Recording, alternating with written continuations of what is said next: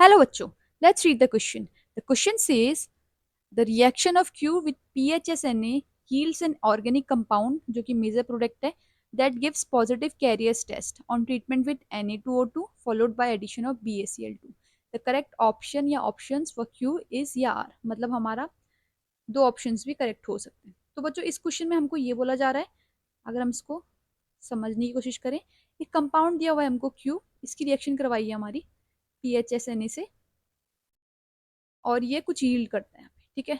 और जो ये बन रहा प्रोडक्ट, ये हमारा जब हम Na2O2 और BaCl2 से रिएक्शन करवाते हैं, हमारा ये दे रहा है पॉजिटिव कैरियर्स टेस्ट.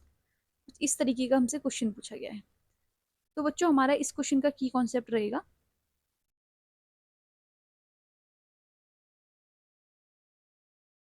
इन्होंने किया हुआ है यहाँ पर एक तो एल्काइल हैलाइड के टॉपिक से उठाया हुआ है और एक प्रैक्टिकल ऑर्गेनिक केमिस्ट्री से उठाया हुआ है. एल्काइल हैलाइड से हमारा SNAR होता है, ठीक है. और दूसरा दिया हुआ है हमको कैरियर्स टेस्ट, तो ये प्रैक्टिकल ऑर्गेनिक केमिस्ट्री का है. कैरियर्स टेस्ट में हम यूज करते हैं एस्टिमेशन ऑफ सल्फर के लिए. लिख लेते हैं इसे, सल्फर एस्टिमेशन.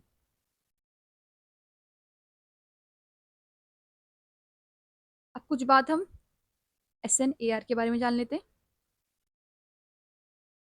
देखो इस रिएक्शन को होने के लिए, इस टाइप का सब्सटीट्यूशन होने के लिए, एरोमेटिक सब्सटीट्यूशन होता है, तो क्या होना चाहिए, एक तो जो हमारे हेलोजेंस हैं, जैसे ऑप्शन में हेलोजन दिया हुआ है ना, हेलोजन डायरेक्टली अटैच्ड होनी चाहिए बेंजीन रिंग से. Halogen should be directly attached to benzene ring.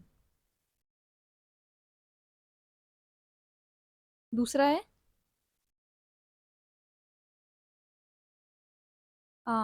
कि हमारे इलेक्ट्रॉन विड्रॉइंग ग्रुप होनी चाहिए ऑर्थो और पैरा पोजीशन पे.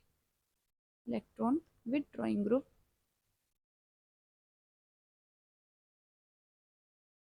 Eight ortho and para positions. Okay, अब हम क्या कर लेते हैं, एक एक करके हमारे ऑप्शंस को डिस्कस कर लेते हैं. सबसे पहला हमारा ऑप्शन दिया हुआ है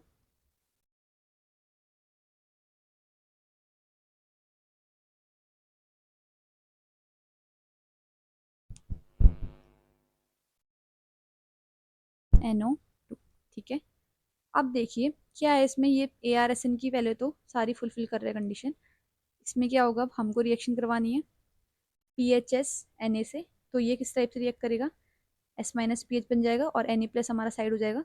अब ये S- अटैक करेगा इस कार्बन पे, ठीक है, और ये बॉन्ड फ्लोरीन ले लेगा, तो हमारा फॉर्मेशन हो जाएगा. हमारे देखिए जो इलेक्ट्रॉन विड्रॉइंग ग्रुप है वो ऑर्थो और पैरा पोजीशन पे ही प्रेजेंट है. यहाँ से बन गया हमारा SPH और NO2, और यहाँ पर आ गया हमारा NO2, ठीक है. अब इसकी रिएक्शन करवाई हमने, बोला गया जैसे क्वेश्चन में Na2O2 से, Na2O2 से. अब Na2O2 से रिएक्शन करवाने में जो ये सल्फर है इसका या तो H2SO4 बनेगा या फिर सल्फोनेट बनेगा, तो मैंने यहाँ पे लिख दिया H2SO4. इसके बाद इसकी रिएक्शन करवाई हमने BaCl2 से. BaCl2 से रिएक्शन करने के बाद ये बना देता है BaSO4 की PPT. ये PPT बन गई तो ये बता देती है कि हाँ हमारे जो कंपाउंड है उसमें सल्फर प्रेजेंट है. तो Q हमारा ये हो सकता है क्योंकि कैरियर्स टेस्ट पॉजिटिव दे रहा है, ठीक है, तो A हो सकता है. अब देख लेते हैं सेकंड ऑप्शन.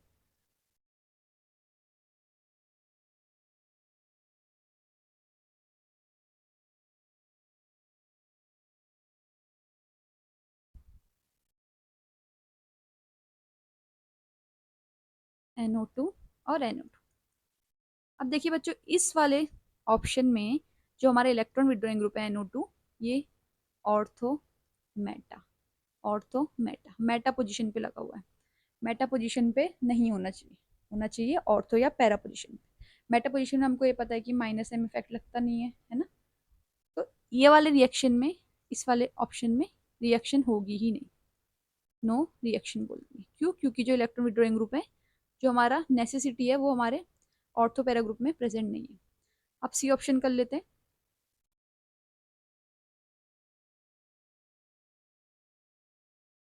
यहाँ पर बी आर दिया है और MES और यहाँ पर NO2। ठीक है, फिर से चेक कर लो।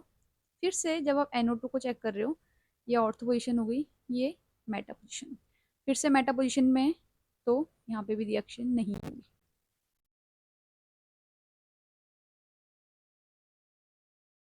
डी देख लेते हैं। डी दिया हुआ है हमको।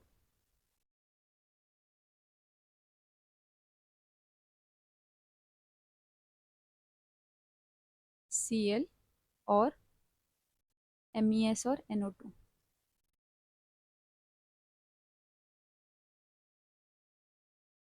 अब इस वाले उसमें देखो, इस वाले में ARSN तो हो नहीं सकती, क्योंकि हमने बोला था कि बेंजीन रिंग से डायरेक्टली अटैच्ड होना चाहिए, बट यहाँ पर एक CH2 है, उसके बाद Cl है, तो ये SNAR तो देगा नहीं, लेकिन ये SN2 बड़े अच्छे से दे देगा, इजीली दे देगा SN2।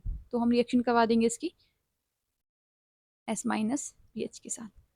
क्या होगा फिर से, अब ये कार्बन पे अटैक करेगा और वहां से Cl बाहर निकल जाएगा।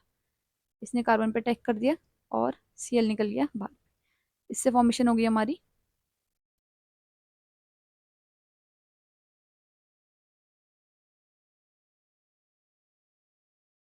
CH2SPH। और यहाँ पर जो ग्रुप्स ऑलरेडी लगे हुए हैं MES और NO2। तो इसमें भी देखो अब हमको दिख रहा है